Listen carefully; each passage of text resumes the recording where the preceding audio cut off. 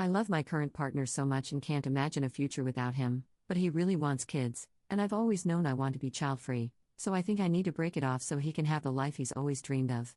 Posted by you/throwaway Kotson. I don't know why I'm writing this.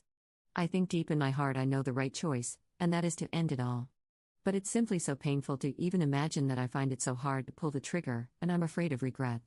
I think I have been convincing myself for a while now that maybe I'm a fence-sitter, but it's becoming more and more clear I was trying to avoid having to leave my partner. I, 25F, have never particularly felt a desire to have kids. As a person, I've always been quite childish and young for my age. I like to be looked after and have been late in reaching milestones like moving out, only just finished med school and started working at 25, obviously not my fault, but delayed life milestones regardless. My current partner of a year and a half, 27M, knows he wants kids and has always felt that way. He thought 2 was a good minimum. I had been adamantly child-free for at least a year before the relationship. We thought this would be the end, but we chose to continue and see if my views changed when I started working. I read lots of opinions and articles, thought for many, many hours, read the baby decision, and thought, maybe it wouldn't be so bad, and that maybe one and done could be the way. We kept an open dialogue the whole time.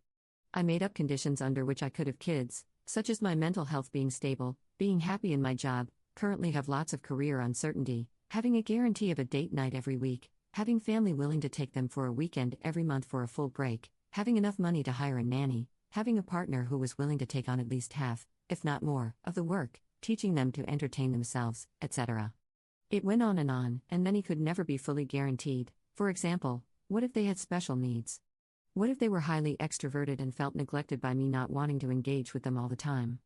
But ultimately, now I realize I was just negotiating with myself, so I didn't feel the cognitive dissonance of being in a relationship while knowing it was going to end. Maybe one day I'd change my mind, but probably not in time for it to be worth it for my current partner. I don't regret choosing to continue the relationship at all. He's taught me so much, and we would have missed out on so many good times and lessons if we'd cut it short. But we will have to at some point, because I want him to have the future he deserves, which is a family.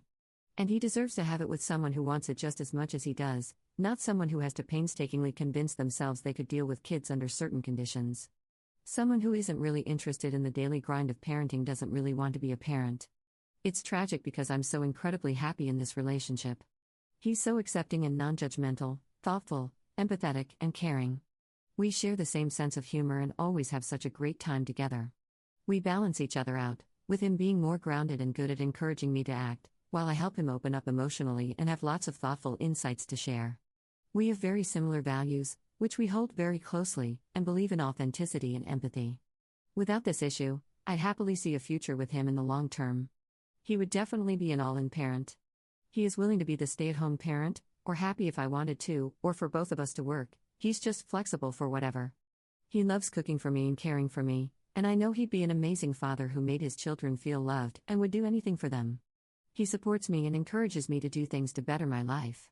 He's involved in teaching Kids Weekly as a passion project and supervises an international kids camp every year or so. Honestly, as someone who had poor emotional parenting myself and has grown from how he validates my feelings and helped me come out of my shell, I sometimes wonder if part of why I was so drawn to him romantically is because of this caring nature. As if it's the same qualities I love in him that would make him a great parent. I'm so afraid I'll never find someone as good as him again. It's a weird feeling, but I almost feel afraid that anyone who is as selflessly caring as him would want kids. Not saying child-free people are heartless, especially as I probably am one, but I do wonder if we are more selfish. He just naturally cares for people, including me, and doesn't see it as a sacrifice when he goes out of his way to help me or give up his time. But in a weird way, I want a partner who I can care for and who can care for me, but I don't want to care for a kid who won't care for me back, at least for a while, and with no guarantee. The only other reasons I'd want a kid are having another person there when I'm older or if my partner dies early. And in a way, also to be able to give them a better childhood than I got, but that's not a huge motivator for me, it's more just nice and poetic to imagine. Anyway, some of the reasons I know parenting would be a struggle for me include, I am very empathetic and have deep personal values, but I am selfish when it comes to physical tasks like household chores and cooking. For example, I can't lie even in games like Among Us where you're pretending, because of how wrong it feels. I tell my partner how much I adore him all the time and am always sensitive to other people's feelings. I would happily listen to someone's worries if they needed someone to talk to. But I wouldn't stay late at work to help someone else with tasks, or want to help people move house, etc. I often cook in bulk to avoid having to think about it for a few days because of the burden. Those kinds of menial physical tasks are more what childrearing involves, rather than deep, meaningful conversation or emotional support. So I would suffer a lot having to do such tasks every day, driving them around, getting them out of bed, making food for them. I feel I'd have to feed them proper food, rather than the same leftovers for days and days in a row, haha.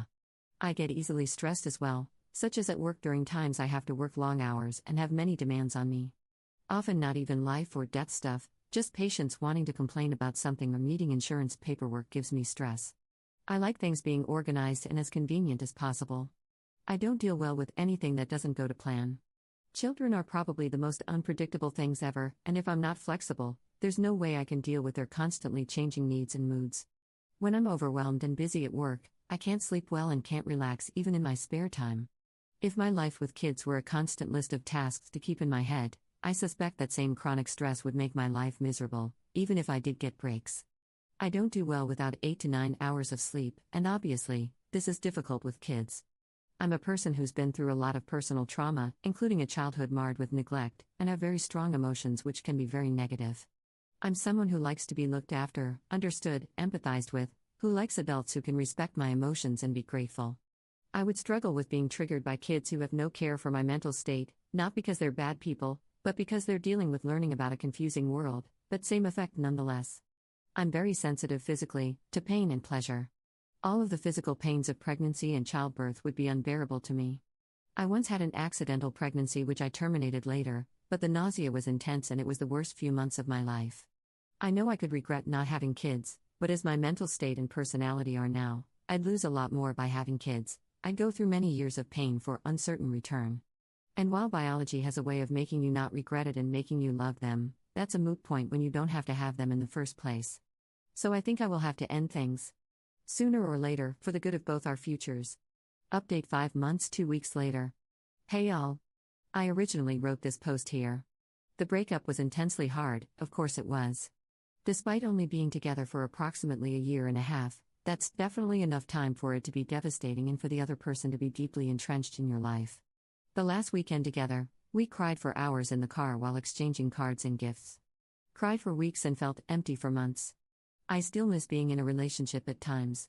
Things are quite a lot better now, and I feel like I've already moved on mentally. I don't think about him every day now, and it doesn't bother me if I do. We ended the relationship with the desire to stay in touch later on, not exactly close friends, but friendly, wanting to see each other do well in life. I think I'll be happy with that, and happy that he can live the life he wanted and that will make him happy. I'm tempted to message him in a few months once I'm further into my healing. We've been no contact so far, which has been absolutely the right decision. But at the same time, with all that, I feel with so much clarity that I made the right choice. I can clearly see all the awful paths that could have happened if we'd continued, and even if I try to imagine the happiest possible outcome with him, I can't imagine it. It just doesn't fit me. It's so clear to me now that it feels strange to have questioned it so much, but I suppose love plus a healthy dose of social conditioning will influence anyone. In fact, I moved into a new flat not long after all this happened, and my flatmates, who are like 3 to 7 years older than me, had the same views on kids, as well as many other things in society. It gives me a kind of comfort in being understood. There are definitely people happily living the way they want to live, and that's perfectly fine. I didn't have many older role models before. I'm sure they'd laugh at the idea of being role models though. Frozen pizza for dinner is a common sight, haha. I definitely wouldn't want to date seriously for a while, but I've had a few cute moments and compliments, and that gives me enough hope for the future. My friends have been wonderful through it all, and honestly, that's worth more than anything. I'm ever glad I never neglected them despite being in a relationship, not that I'd ever intend to, but I can see how people fall into that trap. I can see so many options for my future without kids, and it makes me feel free, like a weight was lifted. I probably will have moments where I question if it was the right choice, but I think you do that either way, and overall I always get reminded why this choice was the one for me. I was on a plane the other day in front of some kids, and the whole ride was just, "Mum, why is X?" in different variations for an hour, cute at first, but very quickly became annoying. Definitely made me realize I'd mentally break down with that 24/7, or even over a few hours, to be honest. Anyway, a bit long-winded to say, things are getting better, the difficult choice was the right one in this case, and listening to my gut was the way forward.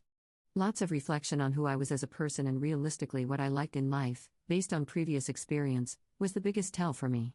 Things like sleep, quiet, free time, disliking mental burden and chores, they seem like small things, but to me, it has been the difference between happy times in my life and depressing ones. Being a junior doctor helped me a lot with figuring this out. For example, when working long hours, despite helping people supposedly being satisfying to others whom I talked to, and making it worth it for them, that never made up for the crappiness of the job or 14-hour days for me, and I felt such a disconnect. So being realistic about what gives you satisfaction is important, even if it is the more selfish-seeming option, though it's definitely not selfish to look after your own mental health and put more into your existing relationships, etc. Second update 2 years 4 months later. Just an update from someone who's chosen the child-free side of the fence. So, nearly 3 years after breaking up with my previous partner, who I loved greatly, because he wanted kids and it didn't feel right, I've continued to enjoy my life with friends and family. That's much the same. Work has been incredibly stressful, but I've gone part-time, which has helped greatly, and I'm spending time on hobbies and relaxing. I know that if I had kids, part-time wouldn't be a break, but just more time spent on kids, as most of my part-time colleagues do. I've realized a lot about my own struggles and that I have a great deal of my own stuff to work through, so I've started therapy, which has been really therapeutic. Through that process, though, it has only strengthened my view that my instincts were right, having kids isn't what I want from my life. I have so much to heal and so much care to give to myself. Working in mental health, especially in child mental health, has shown me many people who end up creating problems for their kids by having them for the wrong reasons. I've had a few patients whose parents had kids to try to save their relationship, which has either created major problems for the child, from witnessing their parents' conflict, which is hard to hide, or the relationship ended anyway, or both. Honestly, if you have kids, you have a responsibility to work through your own stuff, because it's going to pass down if you don't, and so many people don't even give that a passing thought. As well, I'm in a wonderful new relationship, much faster than I thought. I met someone, after a healthy grieving period, and we've been together nearly 2 years. He's honestly wonderful in all the ways my previous partner was, but on top of that, he has positive traits my previous partner didn't have, traits I had thought about but accepted I'd never find. I'm a fairly thoughtful person who likes to analyze things deeply, and my new partner is able to connect with that on a different level. When we had our first date, I actually brought up the kids topic at the end, which I've since learned he was ecstatic about at the time, as it meant I was serious. He took it as a real win, and he said it wouldn't be a problem at all. He was a fence-sitter in the sense that he hadn't thought much about it, assumed he might have kids after the age of 40, delayed as much as possible, and didn't really think not having them was an option. It was scary going in, thinking he wasn't that certain, but it's become clear he's not keen. I had worried about how lots of men want kids. Would I ever find a partner? I think it's becoming more and more common nowadays. Maybe I just got really lucky, which I absolutely did, but I don't think it would have been doom and gloom even without him and with just my friends and family. Definitely less doom and gloom than having kids I didn't really want. I have no doubt this is the right decision for me. Reading my original post is wild because I obviously really didn't want kids for many, many reasons, but it was so hard to leave. That validation, that it was the right choice, definitely helped me stick firm to it and feel I still had a future. As a person, I tend to know what I like and dislike pretty instinctively, but things tend to go wrong when I make decisions based on logic rather than that feeling. For example, this part-time job pays better and has better hours but is quite stressful, so I should do this, rather than the one I have a vague sense I'll like more. My gut was right, and peace is priceless. Top/relevant comments. Commenter. You were brave. Do you happen to know what has happened to your ex in the meantime? Ops response. We've caught up briefly. He's doing okay, found someone else who seems nice enough, who I presume wants kids, so I think overall it's just a better situation for us. He's still important to me in the sense that I wish him well, and I'll be happy for him if I see him with his kids one day. I think I'd feel equally glad that it's not me having to have those kids. Commenter 2. Thank you for this update. I could have written your original post almost word for word, it's kind of eerie. Anyway, this helps bring me some clarity. I'm currently in the phase of intense cognitive dissonance, but realistically I know I'll probably be fine later on. It just makes me sad, of course. I had the exact same fear, that maybe anyone who's this good and loving will naturally want kids, but I'm glad to hear that's not necessarily the case.